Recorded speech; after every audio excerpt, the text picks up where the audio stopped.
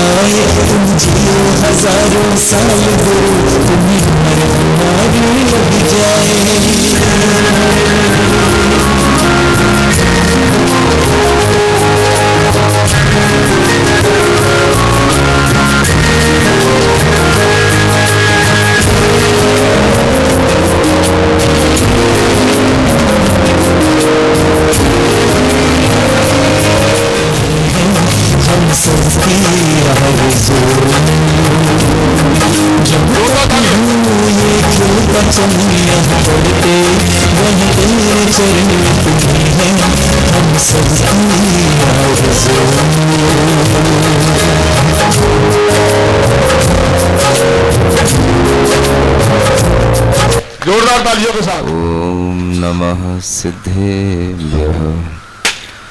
मंगलम भगवान वीरो मंगलम गौतमो गणी मंगलम कुंदकुंदार्यो जैन धर्मोस्तु मंगलम सर्वमंगलमांगल्यं सर्वकल्याणकारकं प्रधानं सर्वधर्माणां जैनं जयतु शासमान शासन नायक श्री वर्धमान महावीर भगवान की, परम पूज्य आचार्य गुरुवर श्री विद्यासागर जी महाराज की,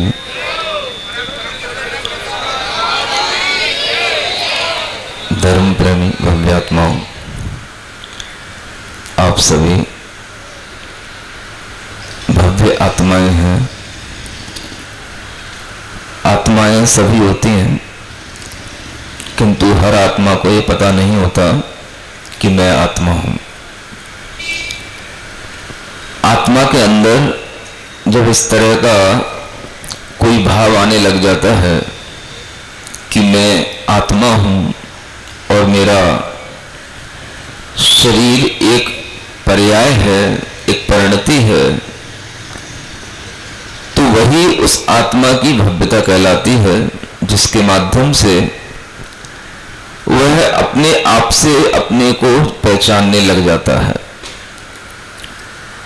आत्मा की भव्यता का जब भी कभी उद्घाटन होता है तो उसके लिए हमें कुछ ना कुछ निमित्त चाहिए पड़ते हैं, और उन निमित्तों में एक प्रबल निमित्त होता है गुरु का सानिध्य। बहुत दिनों से हरि पर्वत पर जब ये समोसरण लगा हुआ था तो वहां पर अनेक अनेक सेक्टरों से, अनेक अनेक जगहों से लोग आया करते थे और आ करके प्रार्थना किया करते थे, और वो प्रार्थना अभी भी अनेक अनेक जगहों पर अपनी अपनी टोलियों में, अपने अपने सेक्टरों में ले जाने के लिए लोग अभी भी प्रार्थना कर रहे हैं। यह सब जो भाव आता है कि हमें गुरु का सानिध्य मिले, तो ये भाव अपने आप में इस बात का प्रतीक होता है कि व्यक्ति अपने अंदर ये भावना रख रहा है कि हमारी आत्मा के अंदर जो भव्यता है वो भव्यता प्रकट हो, और वह भव्यता तब प्रकट होती है जब वह गुरु सानिध्य को प्राप्त करने के लिए अपने अंतरंग में प्रयास भी करता है, और प्रयास करते करते जब उसे कभी लाभ मिल जाता है तो वह इसी तरह का आनंदित होता है जैसे ये गुब्बारे फूल रहे हैं, ऐसे ही वो फूला नहीं समाता है। आप देख रहे हो, जब गुब्बारे फूल जाते हैं तो उनके कलर बदल जाते हैं, उनके रंग जो दिखाई नहीं देते हैं वो भी दिखने लग जाते हैं। इसी तरह से हमारी आत्मा में अनेक रंग छिपे हुए हैं, अनेक गुण छिपे हुए हैं, हमारी आत्मा में अनेक तरह की भव्यताएं छिपी हुई हैं। उनमें कोई हवा भरने वाला चाहिए। गुब्बारे में अगर हवा ना भरी जाए तो वो गुब्बारा किसी भी तरह से गुब्बारा जैसा लगता नहीं, कोई अट्रैक्शन उससे आता नहीं, और किसी भी तरह का भाव उसके प्रति उसको देख करके ऐसा आता नहीं कि ये उड़ पाएगा। लेकिन अगर उसमें हवा भर दी जाए, हवा भरना जानते हो? बोलो तो, हवा भरने का मतलब कैसे हवा भरी जाती है?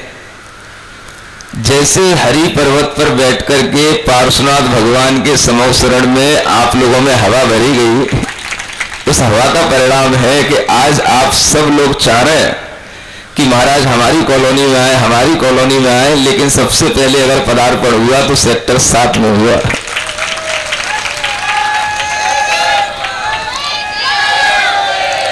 ये सब वहीं की भरी हुई हवा है, और वहां की भरी हुई हवा यहां पर और थोड़ा सा कुछ लोग जो अछूते रह जाते हैं, लोगों ने मन बनाया कि हम अपने अपने कॉलोनियों में, अपने अपने सेक्टरों में भी इसी तरह के कुछ लोग ऐसे रह गए जिनमें कुछ हवा नहीं भर पाई है, जिन्हें पता भी नहीं है कि हम गुब्बारे भी हैं, हम भी फूल सकते हैं। तो उनको फुलाने के लिए मुनि महाराज यहाँ है। आप देखते होंगे दुनिया में बहुत से लोग आपकी झूठी तारीफें किया करते हैं, खास तौर से जो संचालक महोदय होते हैं वो तो आपकी नियंत्रित झूठी तारीफें किया करते हैं। ये झूठी तारीफें करने का मतलब है कि आपको चने के झाड़ पे चढ़ाया जा रहा है। किसके झाड़ पे? कभी सुना है कि नहीं आप लोगों ने? चने का भी झाड़ होता है। लेकिन अगर मुनि महाराज आपसे कभी कहते हैं कि आप भव्य आत्माएं हैं, आपसे कभी कहते हैं कि आप में परमात्मा बनने की शक्ति है, आपसे कभी कहते हैं कि आप भी अपने अंदर इसी तरह का मोद भाव, प्रसन्नता का भाव अपने अंदर ला सकते हैं, तो इसे झूठी तारीफ नहीं समझना। ये समझना कि मुनि महाराज हम पिचके हुए गुब्बारों में हवा भर करके हमें ऐसा आकर्षक और हमें फूलदार बना रहे हैं, जिसके माध्यम से हमारी वैल्यू बढ़ जाती है। क्या बढ़ती है? वैल्यू। वैल्यू कैसे बढ़ती है? आप देखो, जब एक गुब्बारा कोई छोटा सा होता है, आपकी जेब में पड़ा रहता है, उसकी कोई वैल्यू नहीं होती अगर उसमें एयर ना हो तो। और वही जब उसके अंदर हवा भर दी जाती है तो वह फिर ऊंचा उठने लग जाता है, अपने आप उड़ने लग जाता है, उसकी वैल्यू बन जाती है, लोग उसको देखने लग जाते हैं। बताओ, आप जेब में रखे हुए गुब्बारे को लोग देखते हैं कि जो आकाश में उड़ रहा है उसको देखते हैं। देखने का मतलब ही क्या है कि सामने कुछ चीज है जिसे देख करके हमारे मन में कुछ भाव आता है कि हाँ, ये भी कुछ कीमत अपनी रखता है, इसकी भी कुछ वैल्यू है, इसकी भी कुछ अपनी गुणवत्ता है। और यही देख करके हम उससे प्रसन्न हो लेते हैं, यही देख करके हम उससे आकर्षित हो लेते हैं। हम हमेशा गुणों से ही आकर्षित होते हैं, आदमी की वैल्यू देख करके ही उससे आकर्षित होते हैं। अगर हम देखें कि इस तरह की वैल्यू हमारे अंदर भी है, तो आप भी अपने अंदर वो गुणवत्ता हासिल कर सकते हैं, आप भी अपने अंदर वो चीज ला सकते हैं कि लोग आपकी भी वैल्यू समझें और लोग आपको भी उसी आदर की दृष्टि से देखें जिस तरह से वह दूसरों को देखा करते हैं। ये कैसे आएगी? इसी वैल्यू को प्राप्त करने के लिए, आपका वैल्यूशन और बढ़ाने के लिए, आपके अंदर आपकी ही छिपी आत्म तत्व की पहचान कराने के लिए ये दिगंबर गुरुओं का आगमन होता है। और उसी के माध्यम से आपको पता पड़ता है कि हम आत्म तत्व हैं, केवल शरीर नहीं है। आप फुलाते किसको हैं? आप किसको फुलाने की कोशिश में लगे रहते हैं? बोलो तो, कुछ तो फुलाते हो। आप शरीर को फुलाते हैं। किसको फुलाते हैं? जितनी भी जिम खुली हुई है, ये जिम किसको फुलाने का काम करती हैं? बोलो बोलो। सुबह सुबह जितने भी लोग जिम की ओर भागते हैं, शाम को भी अनेक तरह की जिमों में भागते हैं, अनेक तरह से वह कुछ भी करते हैं। दिन भर आप जो कुछ भी कार्य करते हैं वो किसको फुलाने का करते हैं? शरीर को फुलाने का काम करते हैं। और धर्म, अध्यात्म आपको सिखाता है कि शरीर फूले या ना फूले, लेकिन आपका मन फूला हुआ रहना चाहिए, आपका मन हमेशा प्रसन्न रहना चाहिए। मन अगर प्रसन्न रहेगा तो शरीर में वायु अपने आप पहुंच जाएगी। आप देखना, अगर आपका मन बिल्कुल निराश हो रहा है, आप बिल्कुल अधीर हो रहे हो, आपके मन में किसी भी तरह का उत्साह नहीं है, आप कितना ही अच्छा फूला हुआ शरीर लिए बैठे होंगे, कितना ही अच्छा आपका चेहरा होगा, लेकिन वो सब बिल्कुल डाउन लगेगा, उसकी कोई वैल्यू नहीं लगेगी। आपको कोई दूसरा देखेगा, वो कहेगा भाई इससे थोड़ा 2 फुट दूर बैठो, लग रहा है किसी परेशानी में पड़ा हुआ है। सामने वाला किसी ना किसी रूप से अपने अंदर दुखी महसूस कर रहा है, और ये सोच करके हर कोई आपसे बचने की कोशिश करेगा। आपके चेहरे की मुस्कुराहट क्रीम पाउडर लगाने से नहीं आती, बादाम और अखरोट खाने से नहीं आती। चेहरे की मुस्कुराहट मन की प्रसन्नता से आती है। और मन की प्रसन्नता में अगर निमित्त कुछ ऐसा वीतराग भगवान मिल जाए, वीतराग गुरु मिल जाए, तो समझो कि वो प्रसन्नता अब हमारी आत्मा तक पहुंचेगी। और इसी तरह की कुछ प्रसन्नता आपके चेहरों पर दिखाई दे रही है। जो लोग यहां बैठे हैं कि आज अगर यहां पर मुनि महाराज का आगमन हुआ है, तो वह अपने अंदर ऐसा समझ रहे हैं कि हमने बहुत कुछ अचीव कर लिया है। भले ही 10 बज रहे हो, 10:15 बज रहे हो, धूप भी लगने लगी हो, लेकिन जब तक मुनि महाराज की वाणी सुन नहीं लेंगे तब तक उठेंगे नहीं। ये बूढ़ी बूढ़ी दादी अम्माएं भी संकल्प लेकर के बैठी हैं, भले ही कुर्सी पर बैठी हैं तो क्या बात होगी। समझ में आ रहा है? महाराज धैर्य की बात कर रहे थे, वो भी उनका धैर्य ही है। अब ये आपके अंदर की प्रफुल्लता, प्रसन्नता, इसी को आप धर्म समझें। आप सोचते हैं कि हम धर्म सीखने जाएंगे, हमें धर्म को सीखने के लिए कुछ करना पड़ेगा, हमें मुनि महाराज आज कुछ नया धर्म सिखाएंगे। कोई नया धर्म नहीं सिखाएंगे आपको यही सिखाएंगे कि जो आपके अंदर है उसे आप प्रकट करें। इसी का नाम भव्यता है। हर कार्यक्रम में, हर पंडाल में, हर मंदिर में, हर जगह पर सब कुछ वही होता है, लेकिन भव्यता किससे आती है? वो आती है सिर्फ वहां के लोगों के मन की प्रफुल्लता से, मन की प्रसन्नता से। सुन रहे हो? आप बैठते तो हो, लेकिन अगर आपके चेहरे बिल्कुल डाउन दिखते हैं तो फिर हमें भी थोड़ा सोचने में आ जाता है कि भाई ऐसा क्या हो गया जो ये लोग बिल्कुल मुंह लटकाए बैठे हैं।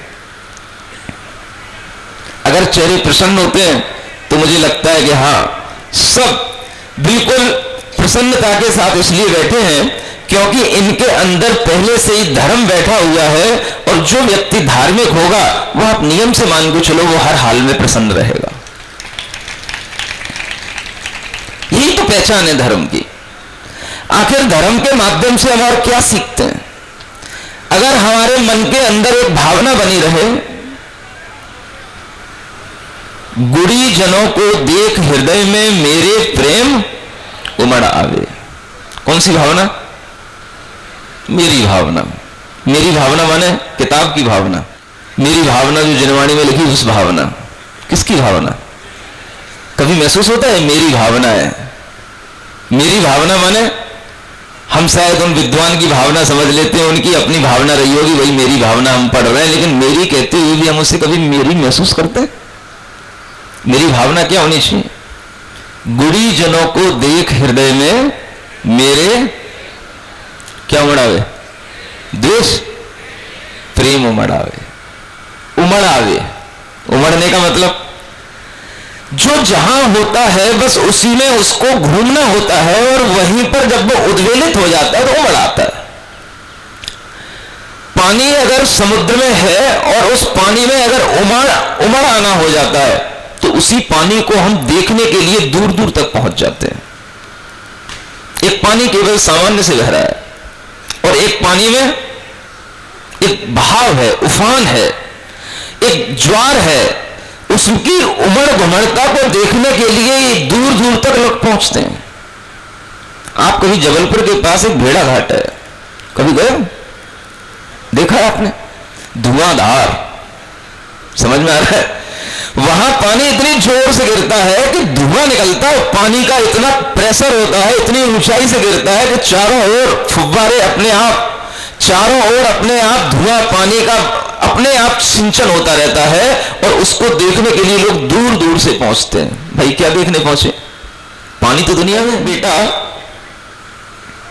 जहां हरि पर्वत पर पिछले दिनों से रुके हुए थे, एक लड़का है, शायद वो कमला नगर का होगा, रोजाना आता था दर्शन करने के लिए, बाहर बैठा रहता था। खासतौर से वो सामायिक के टाइम पर 12 बजे आता था, 1 घंटे तक 12 बजे बाहर ही बैठा रहता था गेट के बाहर।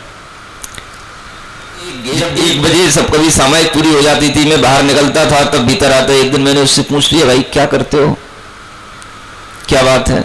अच्छे जवान दिख रहे हो लेकिन फिर भी कुछ उदास रहते हो। कहने लगा, महाराज मेरी जॉब नहीं लग रही, मैं इस बात से परेशान हो रहा हूं। मेरे पापा भी कहते हैं जॉब लग जाए, इसकी जॉब लग जाए, मैं भी खूब प्रयास कर रहा हूं, जॉब नहीं लग रही। तो मैंने कहा ऐसे उदास बैठने से क्या होगा? जितनी देर तुम यहां उदास बैठे रहते हो उतनी देर कुछ कर लिया करो। पूछने लग गया, महाराज क्या कर लिया करूं? देखो भाई, उदासी किसी चीज का समाधान नहीं है।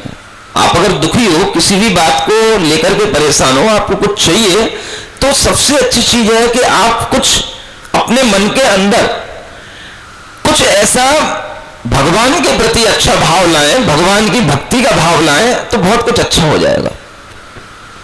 क्या करें महाराज आप बताओ? आप जो कहोगे मैं वही करूंगा। मेरे भाई कुछ नहीं करना, आप केवल भगवान की भक्ति करो। क्या करें? मुझे याद आ गया कि भाई जैसे जॉब के लिए पहले भी ऐसा कई बार हो चुका, तो मैंने उससे कहा कि कोई बात नहीं, तो एक काम किया कर, वर्धमान स्तोत्र है, इसमें जो एक 8वें नंबर का काव्य है, तो इसको पढ़ा कर, कम से कम 21 बार पढ़ लिया कर। ठीक ठीक है महाराज, हम ये काम तो बड़े आसानी से कर सकते हैं, हमें दिन भर बहुत टाइम रहता है, कर लूंगा। करने लग गया, मुझे नहीं मालूम था। कल वो अचानक से दोपहर में 3:30 बजे आया और आकर के एकदम से पैर छुआ और कहने लगा, महाराज मैं जा रहा हूं, मेरी जॉब लग गई है। ये कहां जा रहा है? चंडीगढ़ जा रहा हूं, मेरी जॉब लग गई है।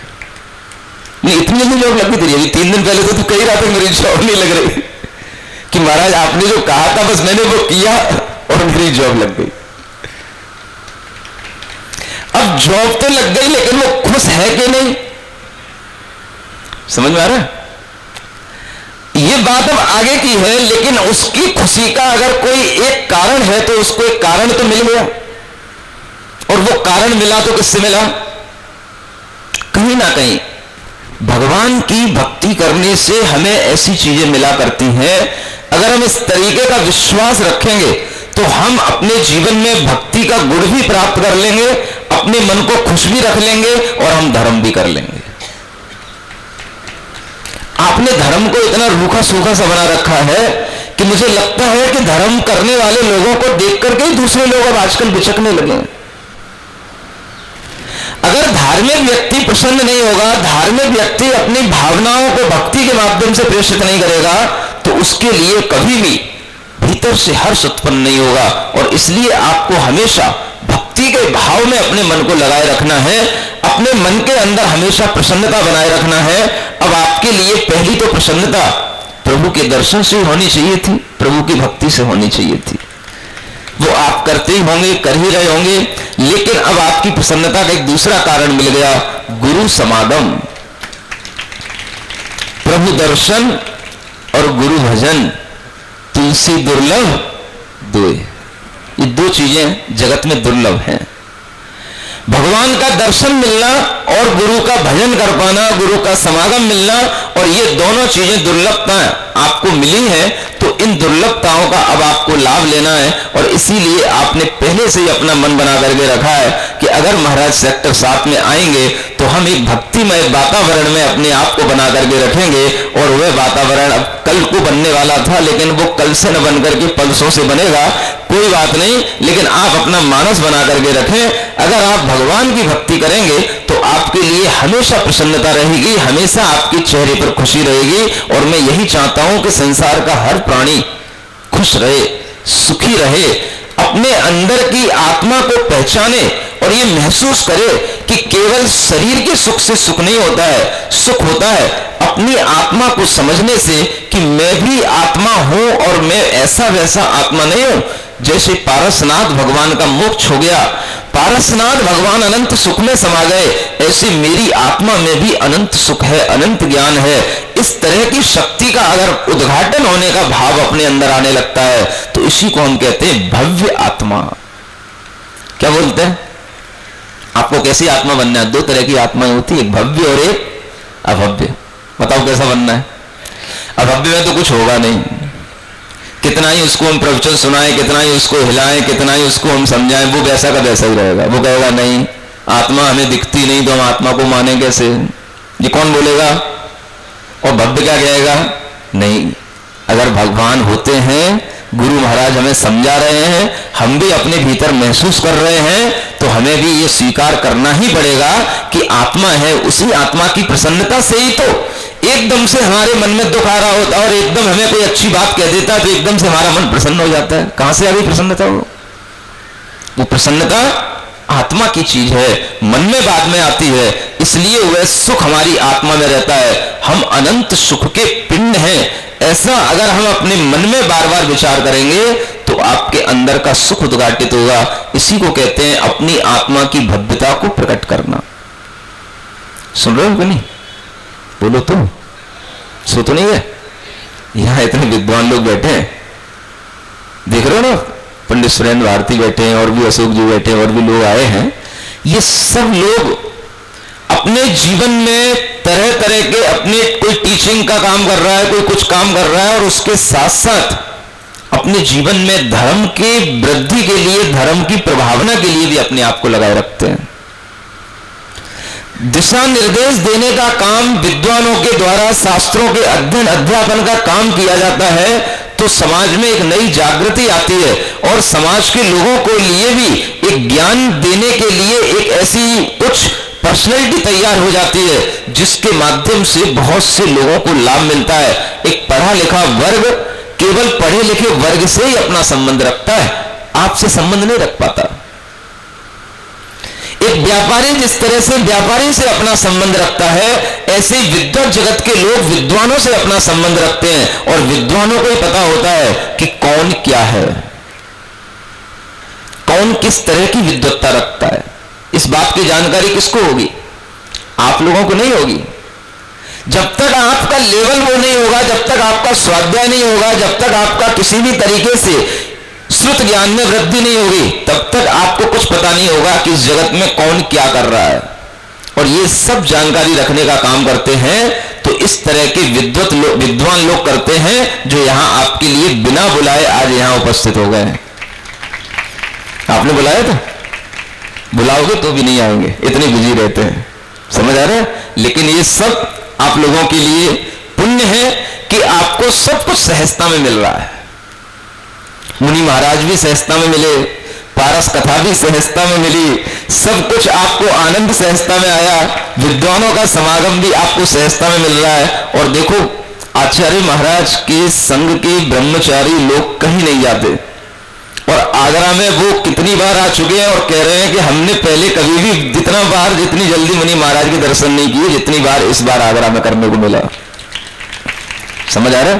तो कहीं ना कहीं आचार्य गुरुदेव की कृपा भी आगरा वालों पर है। इससे सिद्ध होता है कि आप लोगों के लिए हमेशा प्रसन्न रहने के लिए जो धर्म का माहौल मिला है, इससे आप अपने दुखों से मुक्ति प्राप्त करें, भव्यता का भाव अपने अंदर लाएं और जब इस तरह के समागम आपको दिखाई दें तो इनसे कुछ सीखें। और सबसे बड़ी चीज होती है कि अगर हम गुरुजनों के संपर्क में आए तो कम से कम हम प्रसन्नता के भाव से उनके सामने आए। किस भाव से? गुरुजनों को देख हृदय में मेरे प्रेम उमड़ावे। गुरुजन कौन होते हैं? गुड़ी का मतलब सम्यक दर्शन जिनके पास हो, सम्यक ज्ञान जिनके पास हो, चारित्र की उपासना करने वाले जो लोग हों, वो सब क्या कहलाते हैं? गुड़ीजन कहलाते हैं। जो अपने से अधिक विद्वान हो, जो अपने से अधिक योग्य हो और हम उन जैसा बनने का अगर भाव करते हो तो वो हमारे लिए गुड़ीजन होते हैं। ऐसे गुड़ीजनों को देख करके भी हमारे मन में प्रसन्नता का भाव आना चाहिए। ये भी नहीं कि केवल मुनि महाराज ही गुड़ीजन होते हैं, आपके बगल में बैठा हुआ व्यक्ति भी गुड़ीजन हो सकता है। समझ में आ रहा है कि नहीं आ रहा? आपके बगल में बैठा हुआ व्यक्ति भी एक क्वालिटेटिव पर्सन हो सकता है, लेकिन अगर आप उसकी क्वालिटी को समझेंगे, जानेंगे तो ही आपको उससे प्रसन्नता होगी। अन्यथा यह भी होता है कि अगर आप किसी की क्वालिटी को देखें तो उससे जेलसी भी कर सकते हैं। अगर कोई आपसे ज्यादा समृद्ध व्यक्ति आपके बगल में बैठा है, बड़ा दान करता है, बड़ी किसी भी तरह की समाज में आगे आने की कोई कार्यक्रम करता है, तो आपको उसको देख करके एक जेलसी का भाव भी आ सकता है। समझ आ रहा है? आप उसकी कॉलर पीछे खींचेंगे, उसकी पैंट पीछे खींचेंगे, थोड़ा बैठ जाएगा, क्यों बार बार मंच पे पहुंच जाता है, क्यों बार बार नारियल चढ़ाने पहुंच जाता है, ऐसा भी भाव आपके अंदर आ सकता है। लेकिन अगर आपके अंदर यह भाव होगा, नहीं गुरुजनों को देख हृदय में मेरे, तो क्या आएगा? तो फिर आपको ईर्ष्या का भाव नहीं आएगा। क्या आएगा? प्रेम का भाव आएगा। और जब प्रेम का भाव आएगा तो फिर आपका चेहरा बिगड़ेगा नहीं। क्या हो जाएगा? प्रसन्न हो जाएगा। बस उसी का नाम धर्म है।